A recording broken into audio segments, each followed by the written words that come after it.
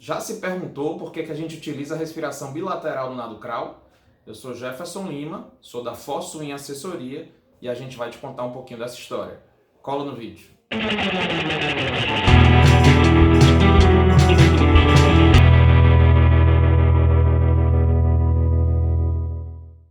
Bom, pessoal, mais uma vez a gente vai fazer o vídeo no formato de videoaula, tá? Porque a gente está em lockdown aqui em Fortaleza, então a gente acha mais didático a gente falar dessa forma, com esse recursozinho do PowerPoint. Então a gente começa o vídeo de hoje falando o que é a respiração bilateral, muito utilizada no nado crawl. Nós temos dois tipos de respiração, a unilateral e a bilateral. E aí hoje a gente vai dar um enfoque nos benefícios, né, de se respirar de forma bilateral. Então vamos começar aqui com esse vídeo, onde a gente observa o nadador utilizando essa respiração bilateral. Então ele vai respirar agora, 1, 2, 3 braçadas, respirou para o outro lado, 1, 2, 3 braçadas, respirou para o outro lado. Uma característica importante da respiração bilateral é que sempre o ciclo respiratório ele vai ser ímpar, tá? Sempre ele vai ser ímpar. Ou seja, a cada 3, 5 ou 7 e por aí vai, braçadas, eu vou realizar uma respiração. Logicamente que na natação, a respiração, né, esse ciclo respiratório que vai ser utilizado é o 3 por 1, porque 5-1, 7 por 1 já é muito alto e o dispêndio de energia é muito alto no sentido da apneia que eu vou realizar durante esse ciclo respiratório. Então, comumente, quando se nada bilateral, o ciclo respiratório escolhido é o ciclo 3 por 1, tá? Então essa imagem mostrou bem aí esse vídeo, como a gente pode estar nadando dessa forma. E aí quais são as vantagens, né? Rapidamente vamos explicar aqui 4 vantagens de nadar, de realizar a respiração bilateral no nado crawl. A primeira vantagem é a questão da simetria corporal.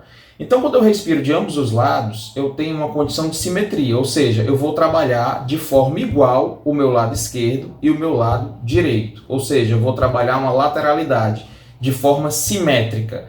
Então, isso é muito interessante a nível postural, tá? Então, quando eu trabalho o corpo de uma forma igual em ambos os lados, isso seria um bom benefício, uma boa prerrogativa, uma boa justificativa para estar utilizando a respiração bilateral.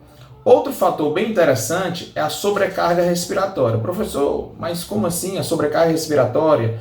Bom, se você realiza um treinamento de 4.000 metros, por exemplo, e você realiza todo esse treinamento no nado crawl, como por exemplo, né, e você utiliza a respiração bilateral em detrimento da unilateral, você vai ter aí uma quantidade razoável a mais de braçadas em apneia. Então isso é uma sobrecarga respiratória. Então imagina você fazer o treinamento de 4.000 metros nadando todo 2 por 1 unilateral e esse mesmo treinamento de 4.000 metros nadando todo 3 por 1 bilateral. Então eu tenho a cada ciclo respiratório uma braçada a mais. No final de 4.000 metros eu vou ter uma sobrecarga respiratória e isso é benéfico para o nosso sistema respiratório. Então é uma sobrecarga natural que a gente impõe ao nosso corpo quando a gente opta em nadar bilateralmente, né? Essa respiração bilateral.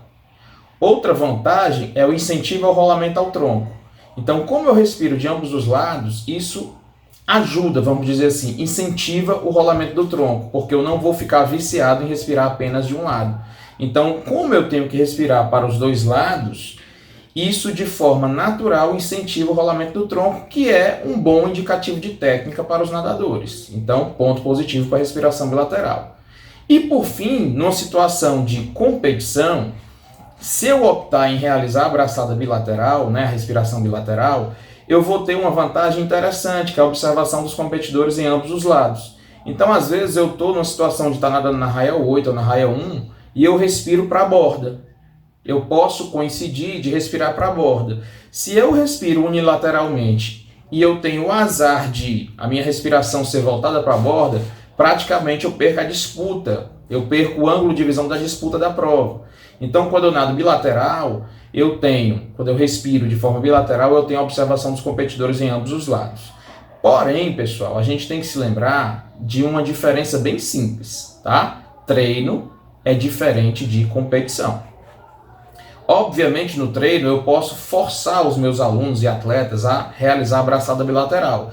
Isso vai trazer uma série de benefícios, como a gente já falou. Porém, na competição, nós deixamos o nosso atleta confortável para fazer aquela respiração que ele mais se sente bem na prova, tá? Então, comumente, provas de 50 livres não se respira, obviamente, uma prova rápida, respirar atrapalha, mas a partir dos 100 metros, nós temos que respirar. Então, como essa respiração vai ser feita, vai variar muito de nadador para nadador. Então, tem nadador que nada 100 livre 2 por 1, tem nadador que nada 3 por 1 e tem nadador que nada 4 por 1. Mais do que isso, a gente não percebe. E as outras provas tendem a seguir a mesma lógica. A partir dos 200 metros, ou é 2 para 1, ou é 3 para 1, 4 para 1 já não existe nas provas de 200 metros em diante. Então, isso é muito particular de cada nadador.